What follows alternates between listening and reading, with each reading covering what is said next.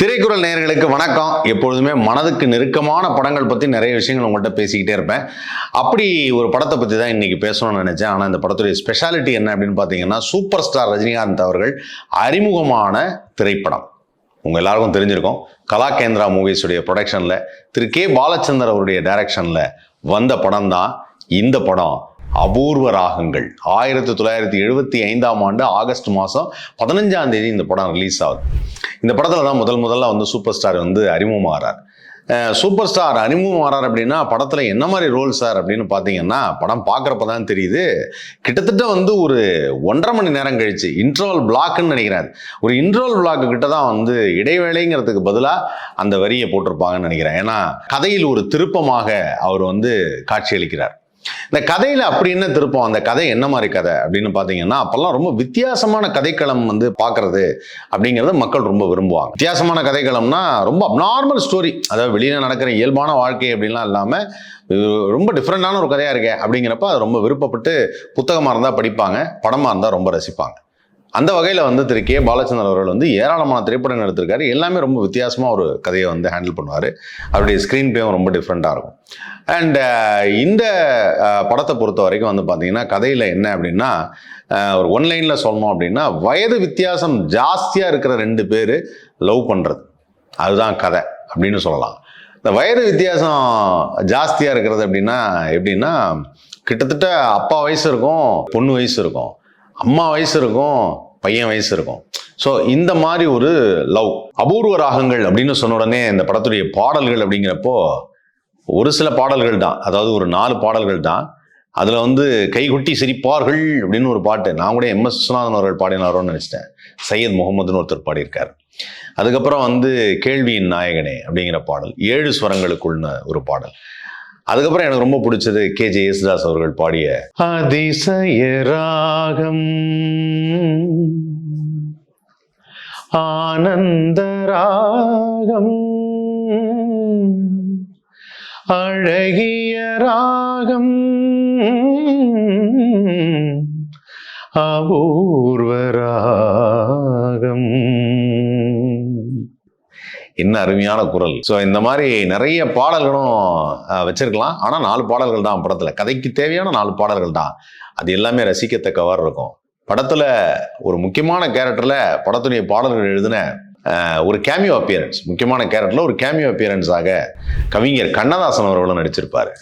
So அதுவும் இன்னொரு cameo அப்பியரன்ஸில் Jaishankar அவர்களும் நடிச்சிருப்பார். ஸோ இதெல்லாம் இந்த படத்துடைய அங்கங்கு தோன்றி மக்களை மகிழ்ச்சி வெள்ளத்தில் ஆழ்த்திய நடிகர்கள் அப்படின்னு சொல்லலாம். கதையுடைய ஆரம்பத்தில் பார்க்கும்போது வந்து ஒரு புரட்சி நாயகனாக நமது கமல் சார் வந்து நடிச்சிருப்பார்.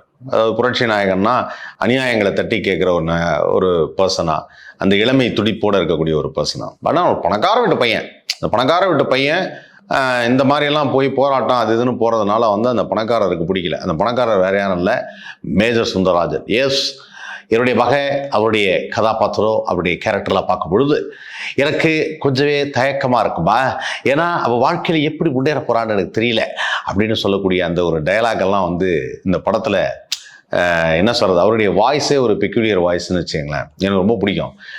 அந்த வகையில் வந்து மேஜர் சுந்தரராஜன் வந்து ஒரு பெரிய பணக்காரர் பையன் அப்படி இருக்கிறானே, எதுக்கு எடுத்தாலும் போராட்டம் அது இதுன்னு போகிறானே, போலீஸ் பிரச்சனை வந்துக்கிட்டே இருக்கேன்னு சொல்லி சண்டை போடும்போது பையன் கோச்சுக்கிட்டு வீட்டை விட்டு வெளில வந்துடுறாப்புல. வீட்டை விட்டு வெளில வந்தப்போ எங்கேயோ ஒரு இடத்துல ஒரு பிரச்சனை, அந்த பிரச்சனையில் அடிபட்டு கிடக்கும்போது அங்கே காப்பாற்றுற ஸ்ரீவித்யா கேரக்டர். ஸ்ரீவித்யா வந்து பைரவி, எம்ஆர்பி அப்படின்னாங்க, எம்ஆர் பைரவி. சரி, பைரவி வந்து ஒரு என்ன சொல்கிறதுனா ஒரு சிங்கர், கர்நாடக சங்கீதம் முறைப்படி பயின்று ஒரு பெரிய கச்சேரி பண்ணக்கூடிய ஒரு பாடகியாக பைரவி. அதான் ஸ்ரீவித்யாவோட கேரக்டர்.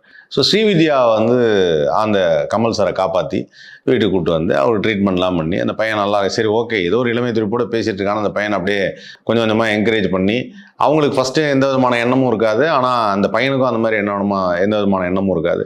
பட் வீட்டுக்கு இந்த மியூசிக்கு கற்றுக்க வர பொண்ணுங்கள்லாம் வந்து அந்த பையனை பார்த்துட்டு, ஓ ஒரு சின்ன பையன், ஒரு யூத்தாக இருக்கிற அந்த ஒரு அட்ராக்ஷன், அதெல்லாம் பார்க்கும்போது ஒருவேளை வந்து இதில் ஏதாவது ஒரு பொண்ணை வந்து இந்த பையன் விரும்புறது கூட வாய்ப்பு இருக்குது அப்படின்னு சொல்லி நினச்சிட்டு இருந்த காலங்களில் ஸ்ரீவித்யா வந்து இந்த மாதிரி போராட்டம் அந்த மாதிரிலாம் பண்ணவே கூடாது அப்படின்னு சொல்லும்போது கமல் வந்து ஏதோ என்னை வந்து நீங்கள் காப்பாற்றுனீங்க, அதுக்காக என்னுடைய ஒரு ஆசைகள்லையும் என்னுடைய வேலையும் நீங்கள் தலையிடக்கூடாது, எனக்குன்னு சில விருப்புகள் இருக்குது அப்படின்வார்.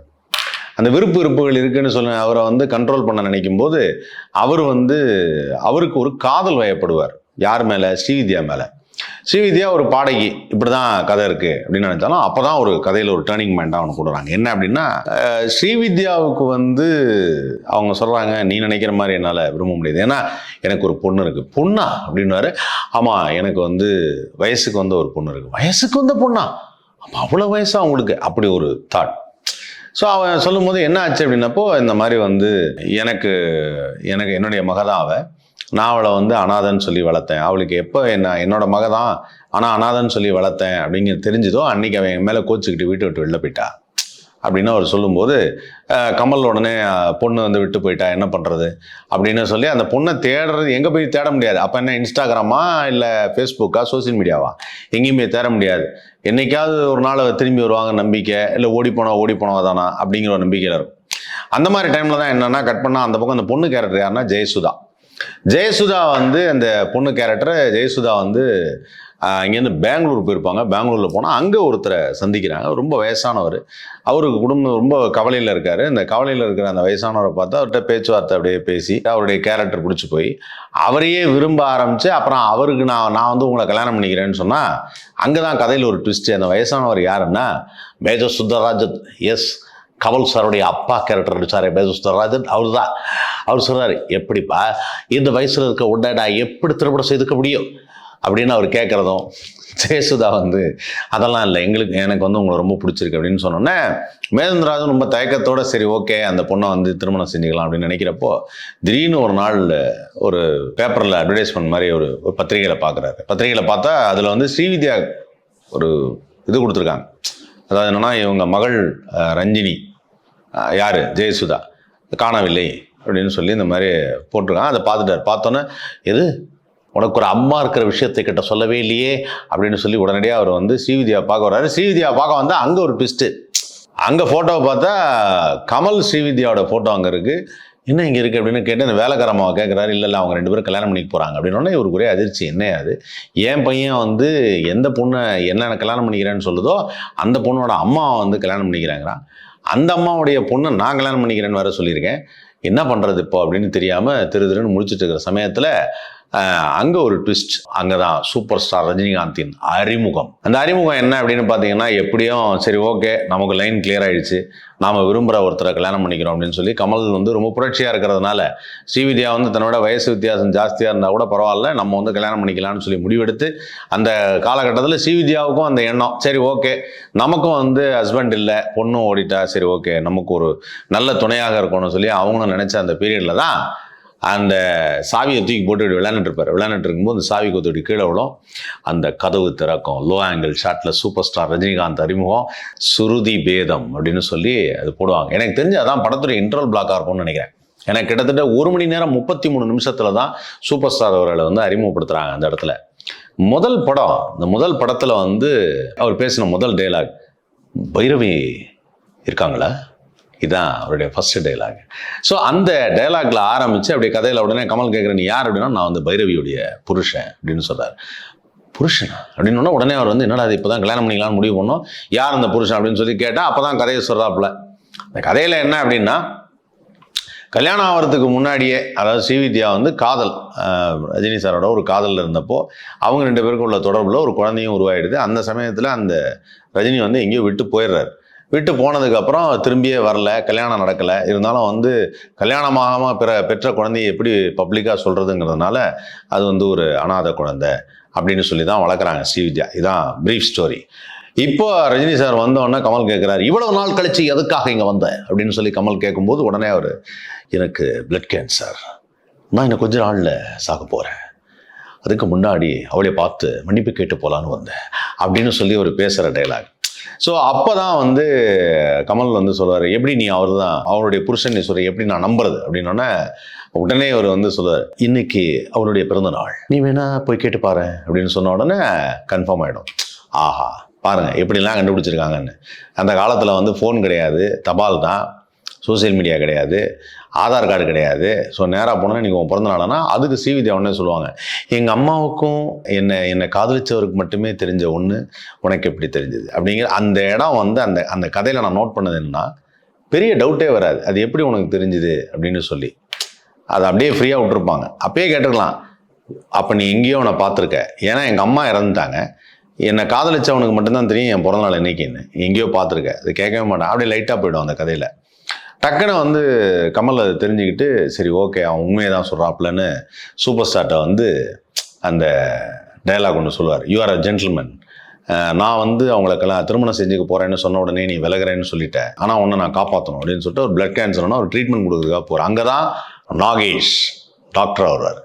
நாகேஷ் வந்து டாக்டர் வரும்போது அந்த டயலாக் ஃபஸ்ட் எடுத்தோன்னு சொல்ல ரஜினி சார் வந்து படுத்திருப்பார், டயலாகே கிடையாது. நாகேஷ் வந்து சொன்னார், நீ இந்த மலையாள படங்கள்லாம் பார்க்குறியோ, இந்த சத்யன் நடித்த படம் பார்த்துருக்கியா, செம்மீன் பார்த்துருக்கியா, பார்க்கலையா, செம்மீன் பார்க்கலையா, உனக்கெல்லாம் கேன்சர் வர்றதுல தப்பே இல்லை அப்படின்னு. அதாவது என்னென்னா ரொம்ப லைவ்லியாக அதை பண்ணுவார். அதை செம்மீன்லாம் பார்க்கலாம், நீ எதுக்கு வாழணும் அப்படிங்கிற மாதிரி ஒரு டைலாக் அது. ஸோ அதை சொல்லி முடிச்சுட்டு அவரும் வந்து ட்ரீட்மெண்ட்லாம் பண்ணலாம், சரி கேன்சரை தள்ளி போடலாம் அப்படிங்கலாம் எல்லாம் சொல்லிடுவாங்க. சொல்லி அதுக்கு அடுத்தது பார்த்தீங்கன்னா இப்போ மேஜர் சுந்தரராஜனுக்கு அந்த டவுட், அதான் அவர் வந்து பார்த்துட்டு போயிட்டார் இல்லையா, ஏன்னா தான் பையன் தான் வந்து அவங்க அம்மாவை கல்யாணம் பண்ணிக்க போகிறான்னு. அப்போ கரெக்டாக என்ன பண்ணுவார், பெங்களூர்லேருந்து உங்கள் கச்சேரி ஒன்று ஃபிக்ஸ் பண்ணணும்னு சொல்லி பேப்பரில் அட்வர்டைஸ்மெண்ட் கொடுத்தோன்னே கரெக்டாக ஸ்ரீவித்யாவுக்கு தெரிஞ்சிடும், ஓ உங்கள் அப்பா அவனை காணலைன்னு சொல்லியிருக்கா, நீ சொல்லவே இல்லையே அப்படின்னா உடனே அப்போ வழக்கம் போல், ஆனால் அப்பயே கமல் சார் டைலாக் பேசியிருக்காரு பாருங்க, உனக்கு அப்பா இருக்கிறத நீ சொல்லவே இல்லையா, அப்பா இல்லாமல் நான் எப்படி பறக்க முடியும், அப்பா இல்லைன்னு சொல்ல வேண்டிய நேரம் எனக்கு வரல அப்படின்னு. தலைவா அன்னைக்கே தொடங்கிட்டியா அப்படின்னு சொல்லி அந்த இடத்துல தான் வந்து அந்த டைலாக் சொல்லி முடிச்சோன்னே இவங்க 2 பேரும் பெங்களூர் போகிறாங்க. பெங்களூர் போய் பார்த்தா மேஜர் சுந்தரராஜன் வந்து பார்க்குறாரு. பார்த்துட்டு அப்படியா திருமணம் செஞ்சுக்க போறியா, சரி நானும் திருமணம் செஞ்சுக்க போகிறேன், உன்னுடைய புது அம்மாவை நீ பார்க்க வேணாம், அந்த புது அம்மாவை கூப்பிட்றேன், நீங்கள் 2 பேரும் என் காலில் விழுந்து ஆசீர்வாதம் வாங்க அப்படின்வார். புது அம்மாவை கூப்பிட்டா ஜெயசுதா. இப்போ ஜெயசுதா யார், ஸ்ரீவித்யாவுக்கு பொண்ணு, கமலஹாசன் யார், மேஜர் சுந்தரராஜனுக்கு பையன். இப்போது அம்மாவை பையன் கல்யாணம் பண்ணிக்கிறதுக்கு ரெடியாக இருக்காப்புல, பொண்ணை அப்பா கல்யாணம் பண்ணிக்கிறதுக்கு ரெடியாக இருக்காப்புல. ஸோ இதுதான் இந்த கதையோடைய மேஜர் ட்விஸ்ட். இது போன்ற கதைகள் அப்படிங்கிறது ரொம்ப ரொம்ப ரேராக நடக்கிற ஒரு விஷயம். இப்படிப்பட்ட கதைகளை தான் வந்து செலக்ட் பண்ணி கே பாலச்சந்தர் அவர்கள் வந்து படமாக பண்ணுவார். ரொம்ப வித்தியாசமான ஒரு கதையாக இருந்தாலும் எதிர்பார்ப்புகள் இருக்கும், கியூரியாசிட்டி இருக்கும். பக்கத்துக்கு பக்கத்து புரட்டுறப்ப எப்படி அந்த கியூரியாசிட்டி வருதோ அது மாதிரி திரைப்படங்களை பார்க்க அடுத்த சீன் என்ன ஆகும் அப்படிங்கிற அந்த எதிர்பார்ப்பை உண்டு பண்ணணும் அப்படிங்கிறதுக்காக இந்த மாதிரி கதைகளை வந்து செலக்ட் பண்ணுவார். ஸோ இந்த கதையில் வந்து இப்படி ஒரு ட்விஸ்ட் வந்துடுச்சா. இப்போ அந்த பக்கம் வந்து பார்த்தா சூப்பர் ஸ்டார் வந்து எப்படியாவது ஒரு தடவையாவது ஸ்ரீவித்யா நேரில் பார்த்து மன்னிப்பு கேட்கணும் அப்படின்னு சொல்லி காத்திருக்காரு. அப்போது அந்த கிளைமேக்ஸ் காட்சியில் என்ன நடக்குது, என்ன அந்த முடிவு வருது, ஏன்னா இப்போ எல்லாம் தெரிஞ்சு போச்சு. தெரிஞ்சு போனதுக்கப்புறம் இது எப்படி சேருமா சேராதா, இது என்ன மாதிரியான ஒரு லைஃபாக இருக்க போகுது அப்படிங்கிறப்ப தான் அந்த கிளைமேக்ஸில் வந்து பாட்டு கேள்வியின் நாயகனே அப்படின்னு ஒரு பாட்டு. இந்த கேள்வியின் நாயகனே பாட்டு வரும்போது தான் எல்லாத்துக்கும் ஒரு பதில் கிடைக்கும். பொண்ணு வந்து அம்மாவோட சேர்ந்துருவா, பையன் வந்து அப்பாவோட போய் சேர்ந்துருவார், கமல் போய் மேஜசுந்தரராஜனோட போய் உட்காந்துருவார். அந்த பக்கம் ரஜினி வந்து ஆனால் அந்த ஷாட்டில் என்ன பியூட்டின்னா, அவ்வளோ பெரிய இடத்துல அந்த செவுத்துல அப்படி ஓரமாக நின்று இப்படி நின்று கூட பார்க்கலாம். அதாவது நின்றுங்க அந்த கச்சேரி இப்படி பார்க்கலாம். இதுதான் எல்லா ஆக்டரும் பண்ணக்கூடியது. ஆனால் அங்கே இது சொல்லி செஞ்சாரா இல்லை அவராக செஞ்சாரான்னு தெரில. அந்த செவுத்துல சாஞ்சி நிற்கிற ஷாட்டுங்க இப்படி நிற்பார், அந்த கையடி வச்சுக்கிட்டு இப்படியே பார்த்துட்டு இருப்பார். ஸோ அப்போ கூட ஒரு ஸ்டைலான ஒரு அந்த நிற்கிறதே ஒரு வித்தியாசமான ஸ்டைலாக இருக்கும். அப்போது இந்த படத்தில் வந்து பிஎஸ் லோகநாத் அவர் தான் கேமரா. இந்த சாங்குக்கு வச்ச கேமரா பொசிஷன்ஸ் பார்த்தீங்கன்னா அவ்வளோ பியூட்டிஃபுல்லாக இருக்கும். ஒரு ஃபேஸ் இப்படி, ஒரு ஃபேஸ் இப்படி இந்த கேமரா வச்ச விதம், ஒருத்தருக்கு ப்ரொஃபைல் ஷாட்டு, ஒருத்தருக்கு க்ளோஸ் ஷாட், அந்த அழகாக வச்சுருப்பாங்க. அதே மாதிரி ரஜினி சாருக்கு வந்து ஒரு point of view perception. Rajini sir வந்து இந்த இப்படி நிற்கும் போது அவர் ஃபேஸை க்ளோஸில் வச்சு தூரத்தில் அவங்க பாடுறது அப்படி காமிக்கிறது. ஆக்சுவலாக கேமரா வந்து ரொம்ப நல்லா பண்ணியிருப்பாங்க இந்த படத்தில். அண்ட் இதில் இந்த கிளைமேக்ஸில் என்ன நடக்குதுன்னா, லாஸ்ட்டாக வந்து ரஜினி சார் வந்து மன்னிப்பு கேட்கறதுக்கு முன்னாடியே அவர் வந்து இல்லை அப்படிங்கிற மாதிரி ஒரு காட்சி. அந்த இடத்துல வந்து அப்படி அந்த டோர் ஓரமாக அப்படியே சாஞ்சிட்டு அப்படியே வெயிட் பண்ணிட்டே இருப்பார். அப்போ கடைசியாக வந்து ஸ்ரீவித்யா பார்க்கும்போது அப்படியே அவர் மேலே அப்படி விழுந்துருவார். விழுந்தோன்னா உடனே ஒரு டைலாக் வரும், அவர் திருமணம் செய்துக்கலான்னு நினைக்கும் போது அவர் இல்லை, இப்போ அவர் வந்து என்னை பார்க்கும்போது நான் விதவை அப்படின்னு சொல்லி அந்த புட்டை அழிச்சிருவார். அதாவது என்னதான் இருந்தாலும் அவர் தான் எனக்கு புருஷன் அப்படின்னு சொல்லி அந்த புட்டை அழிச்சியது. ஸோ கிளைமேக்ஸில் அம்மாவும் பொண்ணும் கிளம்பி பெங்களூர்லேருந்து சென்னைக்கு ரிட்டர்ன் ஆகிடுவாங்க. அப்பாவும் பையனும் சேர்ந்துருவாங்க. இவ்வளோதான். ஆனால் அந்த படத்துடைய எண்டில் எப்படி இருக்கும்னா, கமல் கையில் அந்த கீ செயின் இருக்கும். அந்த கீ செயினில் ஸ்ரீவித்யா ஃபோட்டோ இருக்கும். உண்டா இல்லை அந்த கீ செயின் ஃபோட்டோ அப்படி பார்த்து மங்களம் அப்படின்னு போட்டு ஒரு கேள்விக்குறி ஒன்று போட்டிருப்பார். இதான் படத்துடைய லாஸ்ட்டு ஷாட்.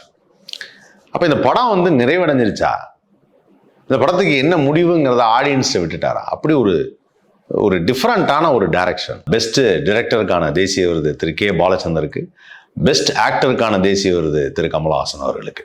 ஸோ இந்த 3 தேசிய விருதை பெற்று தந்த படம் தான் இந்த படம். இந்த படத்தில் நம்ம சூப்பர் ஸ்டார் ரஜினிகாந்துடைய கேரக்டர் நேம் பாண்டியன். அந்த படத்தை அந்த பாண்டியன்கிற டைட்டில் வச்சு அதுக்கப்புறம் பிற்காலத்தில் ஒரு படமே வந்தது. ஸோ அந்த பாண்டியன் தான் அவரோட டைட்டில். ஆனால் முதல் படம் மாதிரியே தெரியாது, சும்மா சொல்லக்கூடாது. நீங்கள் அந்த படத்தை நேரம் இருந்தால் பாருங்கள், யூடியூப்பில் கரெக்டாக 1 மணி நேரம் 33 நிமிஷத்துலேருந்து நீங்கள் அந்த படத்தை பார்க்கலாம். சூப்பர் ஸ்டார் ரஜினிகாந்த் ஃபேன்ஸ் எல்லாரும் ஒரு முதல் படத்தில் அவருடைய பர்ஃபார்மன்ஸ் ரொம்ப யதார்த்தமாக, ரொம்ப அழகாக, ரொம்ப பியூட்டிஃபுல்லாக பண்ணியிருப்பார். ஏன்னா அவர் ஆக்டிங் இன்ஸ்டியூட்டில் போய் நடிப்பை வந்து முறைப்படி கற்றுக்கிட்டும் வந்தார். அவர் கண்டக்டராக இருந்து ஸ்ட்ரெயிட்டாக நடிக்க வரல. கண்டக்டராக இருந்து இங்கே வந்து இன்ஸ்டியூட்டில் படிச்சுட்டு இருக்கும்போது அவர் கற்றுக்கிட்டு, அந்த மாதிரி டைமில் வந்து அங்கே ஒரு ஃபங்க்ஷனுக்கு பாலச்சந்தர் சார் போகும்போது அவரை பார்த்து, அதுக்கப்புறம் இந்த படம் பண்ணணும், அபூர்வ ராகங்கள் பண்ணணும்னு நினைக்கும்போது, அப்போது கமல் சார் வந்து இந்த படத்தில் ஆக்டராக மட்டும் இல்லை, கேள்விப்பட்ட ஒன்று தான், உதவி இயக்குனராகவும் பாலச்சந்தர் சாருக்கு வந்து நிறையா உதவிகள் செய்திருக்கிறாரு. அந்த சமயத்தில் வந்து இந்த கேரக்டருக்கு ஆடிஷன் வைக்கலாம் அப்படின்னு சொல்லும்போது, இந்த ஸ்ரீவித்யாவோட அந்த ஹஸ்பண்ட் கேரக்டருக்கு இந்த மாதிரி ஒரு பையனை பார்த்தேன், அந்த பையனை வர சொல்லியிருக்கேன் அப்படின்னப்போ அவர் ரஜினி சாரை ஆடிஷனுக்கு கூப்பிட்றாங்க. அப்போ ரஜினி சார் கூட உட்கார்ந்தவர் இன்னொரு நடிகர். அந்த நடிகர் பிற்காலத்தில் கமல் சார் படத்தில் வில்லனா அறிமுகம் ஆகிறாரு. அவர் தான் சலீம் கோஸ் அப்படிங்கிற அந்த நடிகர். அவர் அப்போ பூனா ஃபிலிம் இன்ஸ்டியூட்டில் நடிப்பு பயிற்சி பெற்று வந்தவர். எனக்கு தெரிஞ்ச சலீம் கோஸோட இந்த பையன் கரெக்டாக இருப்பான்னு சொல்லி ரஜினிகாந்தை செலக்ட் பண்ணி அந்த கேரக்டரை கொடுத்துட்டாங்க. சலீம் கோஸ்க்கு இப்போ வாய்ப்பு கிடைக்கல. பிற்காலத்தில் அந்த சலீம் கோஸ் நான் பேரை சொன்னோன்னா உங்களுக்கு தெரிஞ்சுமான்னு தெரில, அவர் தான் வெற்றி விழா படத்தில் ஜிந்தா, அவர் தான் அந்த கேரக்டரு. எனக்கு விளையாடுறவங்கள ரொம்ப பிடிக்கும், விளையாட்டை வேடிக்கை பார்க்குறவங்கள பிடிக்கவே பிடிக்காது, அவங்கள பார்த்தாலே எஸ், அதான் அந்த டைரக்டரு வாய்ஸு. சக்கரை கவுண்டரா சின்ன கவுண்டர் படத்தில் வருவார்ல, அப்போ இருக்கிற அந்த வாய்ஸ் எல்லாம் பயங்கர ஒரு ஃபெமிலியரான ஒரு டைலாக். அதெல்லாம் வேலையை அவங்ககிட்ட செய், விசுவாசத்தை எங்கிட்ட காமி அப்படின்வாரு. ஸோ இந்த மாதிரி இப்போ வேட்டைக்காரன் வரைக்கும் அவர் நடிச்சிருந்தார். இப்போ சமீபத்தில் ஒரு காலமாயிட்டார். ஸோ இந்த படம் பொறுத்த வரைக்கும் அபூர்வ ராகங்களில் சூப்பர் ஸ்டார் ரஜினிகாந்தை பற்றி சொல்லணும் அப்படின்னு பார்த்தீங்கன்னா, ஒரு முதல் படம் அப்படிங்கிறத விட இதுவே ஏதோ அவர் நடித்த ஒரு 30வது 40வது படம் மாதிரி இருக்கும். அவ்வளோ கேஷுவலாக, அவ்வளோ ஒரு டிஃப்ரெண்ட்டாக, அந்த டைலாக்கு கோட் போட்டு தாடி வச்சுட்டு வர்ற ஷார்ட்டாக இருக்கட்டும், அதுக்கு முன்னாடி ஒரு ஃப்ளாஷ்பேக்னு ஸ்ரீவித்யா கற்பனை பண்ணி பார்க்கும்போது எப்படி அப்போ நாங்கள் 2 பேரும் லவ் பண்ணோம் அப்படின்னு சொல்லி அந்த கற்பனை பண்ணி பார்க்குற அந்த ஷார்ட்டாக இருக்கட்டும், அதை பார்த்தாவே தெரியும் ரொம்ப நல்லா பண்ணியிருப்பார். அதாவது கொஞ்சம் கூட அது ஒரு ஆர்டிஃபிஷியலாக இருக்காது, ரொம்ப நேச்சுரலாக இருக்கும். ரஜினிகாந்த் அவர்கள் வந்து என்னதான் ஸ்டைல் பண்ணி இன்னைக்கு ஒரு ஸ்டைல் மன்னன், ஸ்டைல் கிங் அப்படின்னு சொன்னால் கூட, என்னை பொறுத்த வரைக்கும் ரஜினிகாந்த் அவர்கள் ஒரு சிறந்த நடிகர். அந்த நடிகருக்கான படங்கள் ஒரு சில படங்கள் தான் வந்தது, எல்லாமே ஸ்டைலுக்கான படங்களாக போயிடுச்சு. ஆனால் இப்போவும் சில சீன்லாம் அவர் நடிக்கும்போது அதை நான் ரொம்ப ரசிப்பேன். இது மாதிரி நான் ரசித்த சூப்பர் ஸ்டார் ரஜினிகாந்த் அவருடைய படங்களை நிறையா உங்கள்கிட்ட பேசணும்னு நினைக்கிறேன். அதுவும் இந்த 50 ஆண்டுகளில் நான் பார்த்து ரசித்த படங்கள்லாம் நீங்களும் ரசிச்சிருப்பீங்கன்னு நம்புகிறேன். கூடிய சீக்கிரம் சொல்ல போகிறேன். தொடர்ந்து பாருங்கள் திரைக்குறள். லைக் பண்ணுங்கள், ஷேர் பண்ணுங்கள், சப்ஸ்கிரைப் பண்ணுங்கள்.